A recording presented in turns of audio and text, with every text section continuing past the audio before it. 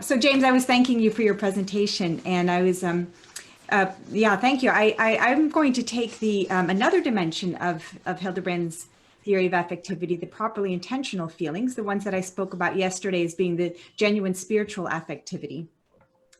And what I want to do is actually show the way in which the affective response, in spite of its spontaneity, in spite of the content that the subject contributes, so to speak, to this dialogue, there is still a way in which affectivity for him entails a deeper union with reality, an intimacy with reality, and one which is moreover sui generis. In other words, I think that for Hildebrand, one can say that there's a way in which, if you take the analogy of the senses, if we had touch and smell, but not vision, there's something essential that we would miss about reality. So it's an unsubstitutable way of having reality or of receiving reality or of being in union with reality. And all of this is true. Now we have limited time, but I just want to mention that feelings are not cognitive for Hildebrand. Okay, there are philosophers who say that feelings are properly cognitive. They are not for Hildebrand. Okay, but I still want to I hope to show that nevertheless, through feelings, we enter into a new intimacy and a depth of union, which we otherwise would not have, and which the intellect and the will can't give us. So Hildebrand over and over, and I'm going to be drawing primarily from chapter 17 and a little bit from chapter 27 of his Ethics. He repeatedly speaks of the value response in terms of participation with being, union with being, the communion with the object, the partaking in of the object, and intimacy with the object. Okay, so that kind of language already alerts us to the fact that for him, affectivity will entail a deeper, I'm not going to say knowledge in the narrow sense, but a deeper having of reality, a deeper union with it. Okay, so the thing too that's maybe a little bit puzzling is, how is it that the affective responses, which are spontaneous, how do they establish a deeper union? Okay, so just to review spontaneity, all right, there's a content on the side of the subject. So in gratitude, I don't just know and I'm not just touched by the kindness of another person, but I give something back in gratitude, okay? And I want to explore how it is that in spite of this new content on the subject side, why is it that we can speak of a deeper union with the object, okay? So now this intimacy will mean both that I penetrate more deeply in the affective response into the object, and it penetrates more deeply into my being. These are two sides of the same coin. That's a very personalist understanding of union with being. It's both a penetration into the object and of the object's penetration into the subject. Okay, so in order to understand how this can be the case, we need to delve a little bit more deeply into the structure of affective responses. And I'm going to draw on some elements that I think Hildebrand doesn't make explicit. He doesn't focus on them, but I think they're definitely present. And I'm going to note three things in order to explain how it is that the affective response establishes a deeper union with being. Okay, so first of all, let us look at the particular kind of spontaneity that's present in the affective response. Spontaneity means that there's something coming from me as the subject to the object. Okay, there's something contributed from me.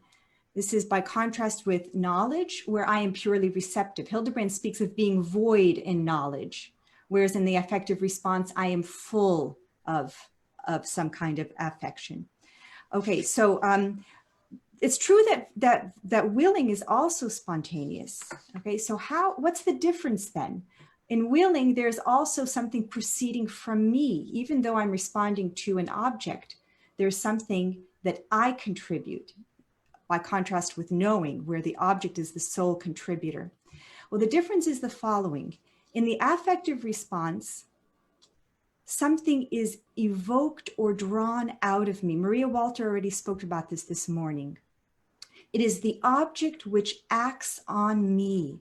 So even though the content, it's very important to hang on to this, is from me, the action is, you could say, imposed on me, so to speak. by the object. Here again, we have to remind ourselves of the deep consonance that there is, the deep correspondence that there is between the object and its nature and value and the response that I give. Okay, so now I say imposed on us, but again, I'm very grateful to Maria for pointing this out, in the manner of a gift. And so we can no longer use the term imposition. We are granted a gift. Something is drawn out of us that we would never have found within our being had we not been fecundated by the action of the object on our soul. So we have to press on, though. What is the manner of the activity, so to speak, of the object on us? Hildebrand uses an extremely important word that I think should take on a technical status. He says the object engenders the affective response in me. Now, what is the case with engendering? Engendering means to sort of capture the organic relationship, the similarity of nature between the cause and the effect. A father engenders a son. So there's a deep interpenetration, so to speak, in the nature, between the natures of the two things, what is engendered and what is doing the engendering.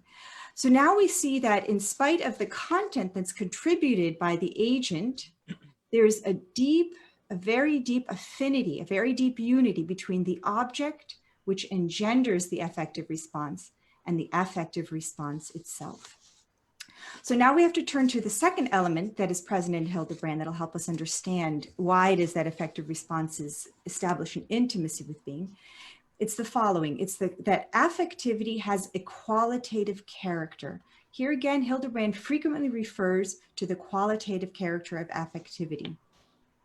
So what does he mean by this? Well, we can distinguish between the formal dimension of being and its qualitative content. All right, I'll give an example. In love, we can say capture its formal dimension very easily in concepts. And this is, I think that that James Matthew Wilson was referring to this kind of thing. There's a formal dimension that can be captured by the intellect, that can be conceptualized. Okay, when we say something like love is faithful, or love is forever, or love desires the good of the beloved. Here we are capturing the formal element of love. But there's also a qualitative dimension, all right, which is just as important and just as real. And this is more difficult to capture in concepts. And that's why we use poetry, we use literature, we use the mystical writings with all of their imagery. We have to use metaphors and so forth. All right, and here we can, again, it's going to be difficult for me to put it into context, but the concepts, but the tenderness of love, its melting action on the soul. We heard yesterday, I quoted some passages from Aquinas where he refers to that. The fact that the soul grows wings and is taken out of itself and so forth. Okay, that all of that captures the qualitative content, which again, I think is as important as the formal content. It's simply different. Okay, so what am I saying here? Well, then the qualitative character of affectivity, and here I'm simply speaking of the felt dimension of affectivity, the qualitative character of affectivity in its correspondence with the object in its qualitative character, okay, imparts to us in an intimate way the presence of the being in our soul. Okay, in a much fuller way, the object through the affective response becomes present in my soul. Okay, we could now say in a more material or substantial way. Okay, and the third aspect of Hildebrand's teaching on the emotions is that the emotions are by nature intimate. Okay, and what do we mean by that? And here, it's difficult to prove, difficult to deduce. We couldn't deduce it, but we have to simply take things as we find them. It's affectivity which touches the self in its depth.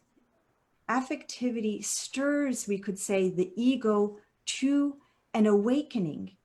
And now by this, I mean an awakening to itself. Of course, it's dependent on being awakened by an awakening to the object. Right here, we see the transcendence of the human person. It's only through the entrance of something beyond me, of something of a value beyond me, which then enters into the depth of my soul through affectivity, whether through being affected or the affective response, that I am awakened to myself in my depth. And at the same time, I am also, through the action of the object acting on me in this affective way, I become aware of myself as an addressee of value, as one who is given value as a gift in an intimately personal way, perhaps as one who is, a claim is made on them to make a response. Okay, so affectivity then is essentially intimate. It awakens me in my depth, it engages me, it mobilizes me, and then of course it also can then invite me to make a response of the will and so forth. Okay, so here now, I think that through examining these three things, we can see that the affective response establishes a deeper union and communion with the world around us. Okay, and that is through giving us, just to recap, the qualitative aspect of reality, but also by inserting that reality more deeply into the depth of my soul. And I'd like to end with one last point, which I think is also very important. It's this idea of Hildebrand's that the heart constitutes the true self of the person. What I would like to do is suggest another way of thinking about it, perhaps adding something to Hildebrand, or possibly simply clarifying what I think is going on when he says that the heart contains the true self. Rather than identifying the heart with the true self, I would say that it is the heart which awakens the true self. It awakens me in my depth. Okay, that would avoid, I think, certain problems that might come with the identification of the heart as a faculty in the narrow sense with the true self. And also, I would like to make a comparison with the will. So is the will not the true self? I think that the comparison rather should be made in this way. The will has its significance in the fact that it is my own most fully. And again, Maria Walter spoke about this morning. Its significance is that it is my own. And then we can say that willing also can be more deep or more superficial. But this is what I think is very interesting. And here we also are confronted with our creatureliness. I think that even the will can operate in the depth of the person, you could say in its full capacity, only after the depth has been awakened through the affective experience of the person, which occurs again through the gift of being touched by transcendent being. Very interesting. So yes, I do commit my whole being when in an act of the will. And yet we see in the mystical writings, especially of the saints, we see in certain the autobiographies of heroes and so forth, that the will operates in a new depth only after the soul has been touched through the affective response, okay? Where again, my ego, myself, is awakened in its depth. So again, here, I think the creaturehood of the person is brought to evidence. And here I find a very deep correspondence between Aquinas and Hildebrand, if we read Hildebrand in this way. Aquinas repeatedly speaks of the inclinations as drawing the human person to the good. He seems to almost make them as a condition for us to be able to choose the good. And I think if we understand the inclinations as this stirring of our soul in the depth, but now not as a pre-conscious or as some kind of a natural thing that's implanted to us, in us, but as an intentional, affective response, but one that is precisely given to us as a gift that we find happening to us. I think Aquinas is absolutely right. This, for the creature, has to be the first thing that they experience, that the will, even though it's fully my own, is capable of, in a sense, being mobilized only after the invitation that the person has experienced in the depth, in the stirring of the affections. So I think my time is up, and I will pass the podium on to Father James Brent. Thank you. Thank you, Maria. That was wonderful. And thank you, James, earlier for your presentation. I'm just going to say a few things this morning about the role of affectivity or love in the act of knowing, as St. Thomas Aquinas understands it or explains it. First of all, there's something already in Aristotle where he describes how appetite or inclination or desire can make a difference in perception and what one sees of the good. So in the Nicomachean Ethics, he has a couple of sayings where he talks about as a man is, so the good seems, or as a man is, so the mean seems. Or in other places, he talks about to the vicious man, the mean seems extreme. So these are all sayings where he describes how the kind of person that you are and the kind of appetites one has will make a difference in how one perceives the good. So if one is virtuous courses of action or good things will actually appear and seem good. But if one has a vice or is not a good person or has a character flaw or a bad appetite, a disordered desire, then good things can seem evil and evil things can seem good.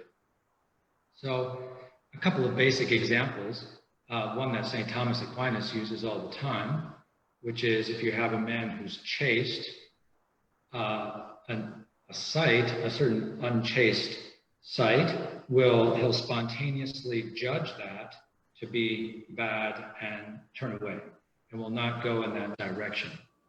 So when one has an appetite or a love that's been well formed and is responding to reality according to the order of reality itself, then one will have perceptions and judgments according to the desire, according to right appetite or holy loves, we can say.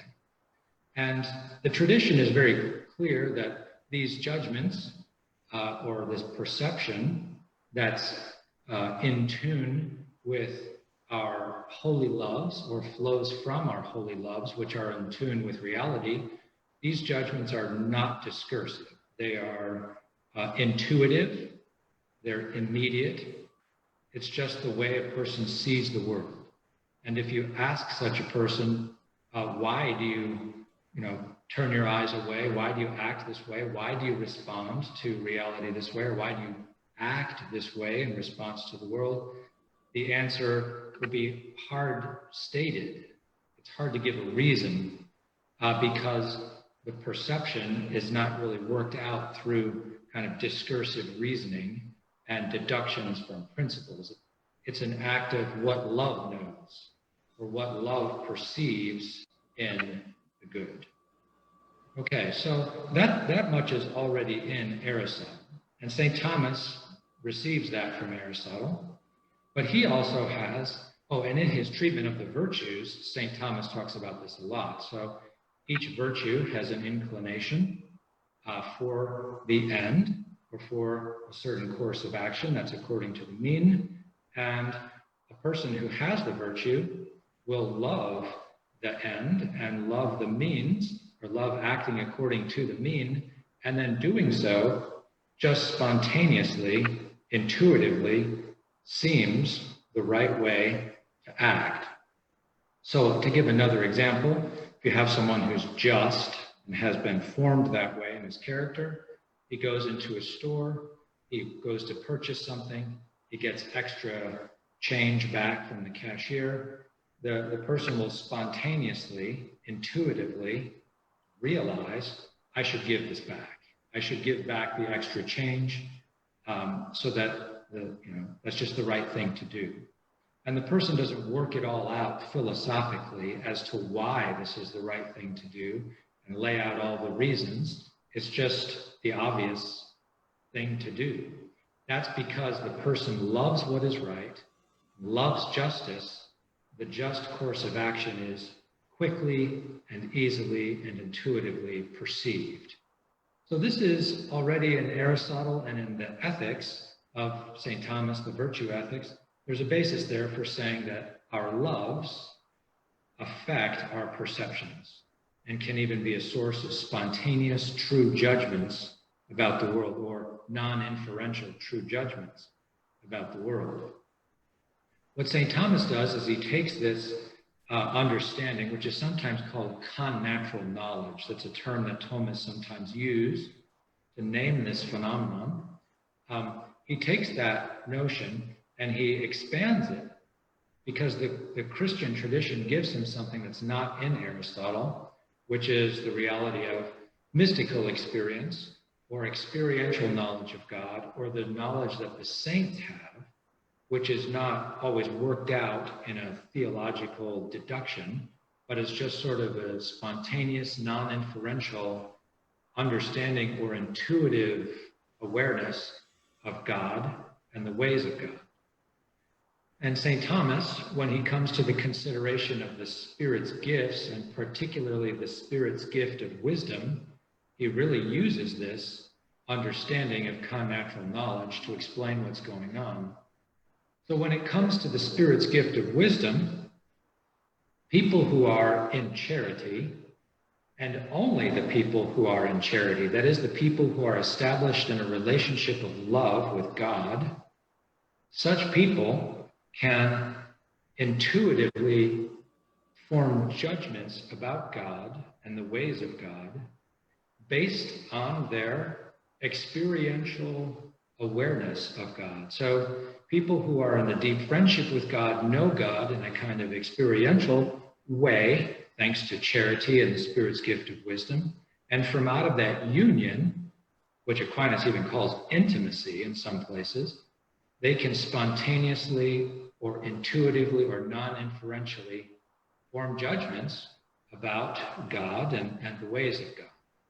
And this is precisely the Spirit's gift of wisdom. A person without a great deal of theological learning, without conceptual analysis that's very deep or anything like that, can just simply know God and the ways of God and can experience God and form judgments in response to that experience of God, or in response to God himself. And this is really found most deeply in contemplative prayer, okay?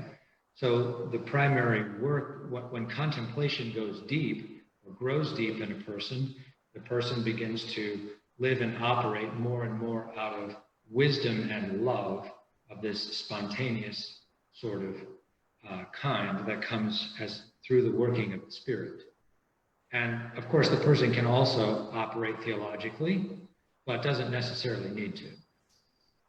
And that's why you can have someone who, like, say, for example, Saint Therese of Lisieux, who does not have any advanced theological learning. She never went and studied theology very deeply, but she has a profound encounter with God and has a profound awareness of God and the ways of God that flows from out of a radical love that she has and the Spirit working in her according to the gift of wisdom very deeply, and from out of her intuitive, you could say non-discursive or non-inferential knowledge of God, she can pour forth tremendous testimony to God and the ways of God, and can even become a doctor of the church, as she is.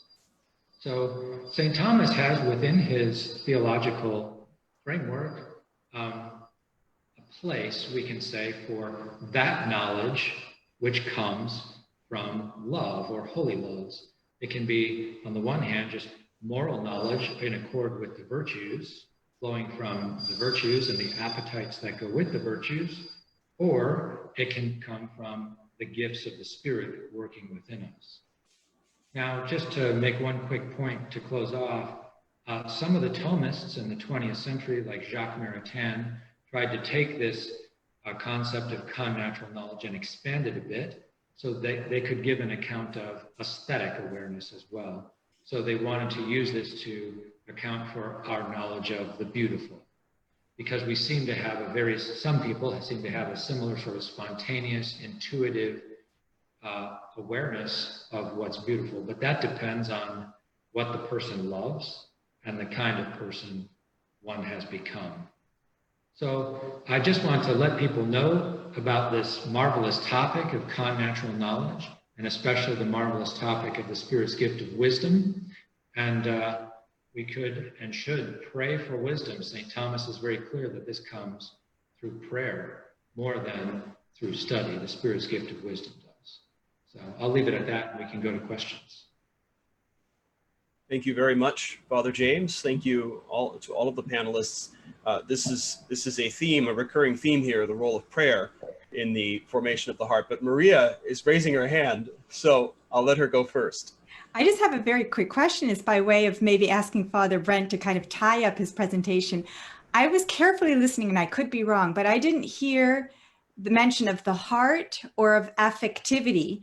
But you did use words like experience, intuitive knowledge, connatural. Could you just quickly, just maybe in one or two sentences, relate it to affectivity in the heart? Sure. So charity, as Thomas is very clear, is an act of the will. And as I was explaining yesterday, for him, it's will in the very broad sense that he uses it, which includes, well, it basically is your capacity for love. And when a person loves another, there's going to be, first of all, benevolencia, or goodwill, but he's clear that it's goodwill with affection. That's we could practically say that's a definition of charity. It's goodwill, of the act of charity. It's goodwill with affection that flows from out of this friendship. And that virtue of charity, St. Thomas says, modifies or forms the will. And the will belongs to the spiritual part of the soul, which we could also call the heart. And that's what Scripture calls it. Okay. So unless a person is filled with charity in his or her heart, the person's not going to be able to have this kind of spiritual wisdom, and is not going to have the Spirit's gift of wisdom, and is not going to have that intuitive, experiential knowledge of God. And just to qualify the kind of experience that I'm just talking about here, it's not necessarily sensory experience. I'm not talking about visions or locutions or something like that. We're talking about an experience that's of a higher order, that's really proper to or is found in the heart, or that spiritual part of the soul.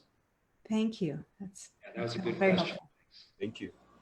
Well, we again have all too little time for questions, some very good ones here. I'm going to read a question for you here, Maria, because I think this is a question that maybe also expresses others. So this comes from our friend Pete Colosi. He says he wants to better understand why you say love is not cognitive. How should we explain the deeper knowledge we gain about objects we love that we would not gain if we did not love them? Do you mean that love gives an added power to the intellect, but is itself not cognitive, receptive in a knowing sense? Well, so just very briefly, first of all, what I wanted to do is say that for Hildebrand, he emphasizes in many times that the knowledge in the narrow sense is presupposed for any affective response and so he wants to maintain the intentionality of the affection. So that's very important to him. In other words, I have to have in some way gotten in touch with the intelligibility and meaning of the thing, which I think for him happens only through the intellect. I think this is a little bit by contrast with Stein and Scheler. Even earlier on, it seemed as though Hildebrand had this idea of Wertfühlen in his early work, but he doesn't repeat it. He does say there's value perception explicitly in the ethics. He says there's a special kind of perception called value perception. He says that has to be the foundation for any affective response. And he explicitly says, I can distinguish those by one quick hint, which is that I'm very often sad that I don't respond effectively to a value that I perceive. So he says the perceiving of value does not depend on affectivity. Okay, so that was really the main thing that I wanted to say, is that I wanted to be faithful to Hildebrand. He doesn't call them cognitive as such. Okay, there are some philosophers who say that it's only in the feeling that I have the thing. Now, having said that, we can probably distinguish between an explicit cognition and an implicit one. And I think that Hildebrand would probably agree that very often we're aware of things only through our affective response to them, because we weren't conceptually aware of them, but we did have cognitive knowledge of them. Okay. And then I think, Pete, everything else that I said still applies, that the object, by evoking a response on the basis of this qualitative, so to speak, touching of my soul, does give me to taste it more intimately. And in that broader sense then, Pete, there is an added delving into the thing, a deeper having of the thing than there was in bare cognition. I hope I wanted to do that quickly, but I hope that helped. Maria, I don't want to pile the questions on you, but since you're here representing Van Hildebrand, I'm going to ask the question here from another one of our attendees who wants to know whether you're using the word soul. You've often spoken of the soul, the object, its intimacy with the soul, whether you're using that as an equivalent for the whole person or an aspect of the person. In what sense are you using that? Yeah, thank you for that question. So what's happening there is, you might have seen that my talk sort of culminated in this point about the heart as being the true self. So I deliberately, from the beginning, didn't want to say simply speak of the heart as being touched. It's really the self that is touched.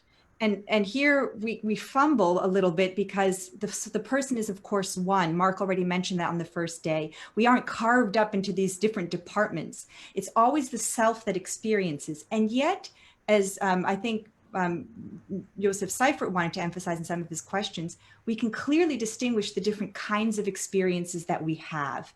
And so we say, oh, it's by means of the heart that I, and that's what the soul was meant. The word soul simply refers to the I, the ego or the self, which does the experiencing. So I want to thank our three panelists for your presentations, for participating so fully. And at this point, we will move to the small groups.